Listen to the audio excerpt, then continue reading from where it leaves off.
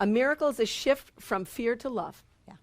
And what that means is a shift from looking at what I have developed as this well-developed ego to see the truth. The calls for love are the extension of love, which is all that anyone ever gives to me and all that I ever give. Because you know inside your heart, when you're angry, when you're like snapping at somebody, is that really you? When they kind of come back at you with those attitudes and you go, well, that's not really what I meant. You ever said that? I say it all the time. You know, when I kind of say something, I go, what? That's not really what I meant. And you're already in the stew pot of problems, right? You're already in that crazy pot of all this crazy stuff going on. And you don't want to lose your face. You know, it's just so hard for you to stop being right.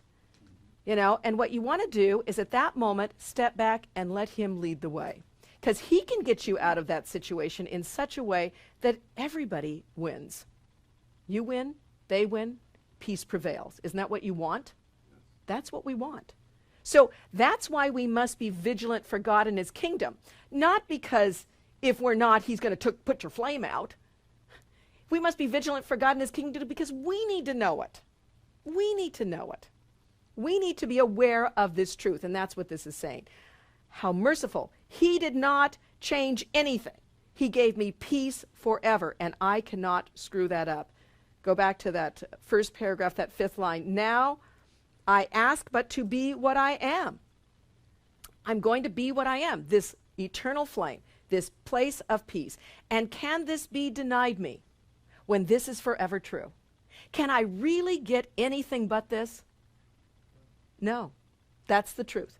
You can never get anything from God but that. He's not going to say it's time to punish you. He's not going to say it's time for you to sacrifice your firstborn.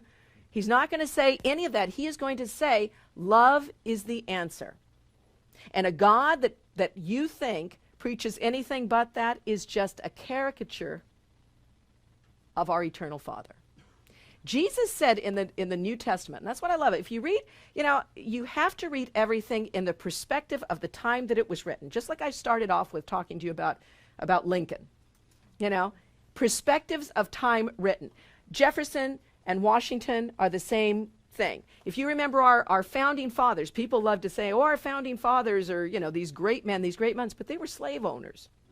They were slave holders. And you know what Jefferson said? I love this at the... I went to the Jefferson Memorial, and if you go down into the bowels of the Jefferson Memorial, there's some videos and things down in there. It's kind of interesting to listen to. Jefferson said this about slavery. He said it's terrible, but it is not for our time. The issue of slavery and handling the issue of slavery is not for our time. So here we have these wonderful founding fathers who were incredible at what they did, but they realized it's a time and place for all of this. So does that make them worse? I mean, George Washington was a slave owner, but an incredible man. Incredible man. Thomas Jefferson, slave owner, incredible man. Even the people, when we walked through Mount Vernon, there were a lot of black people whose families had been slaves. Washington, yeah, had lots of slaves. And the guy said, you cannot judge people from the perspective of now, then. You can't look at now perspective and judge them. He said, because it was a different place and a different time, and everything they did built us to the place where we are. So the same thing is true for you. You cannot look at other people, you cannot look at yourself and just take on the guilt of that. You have to realize that at the point in time when you did what you did the best you could do. Could you do better now? Probably. But the point is, will you do better now? Or will you let that guilt continue to rule in your mind? At some point, we need to say, no, that's enough. I'm ready to heal.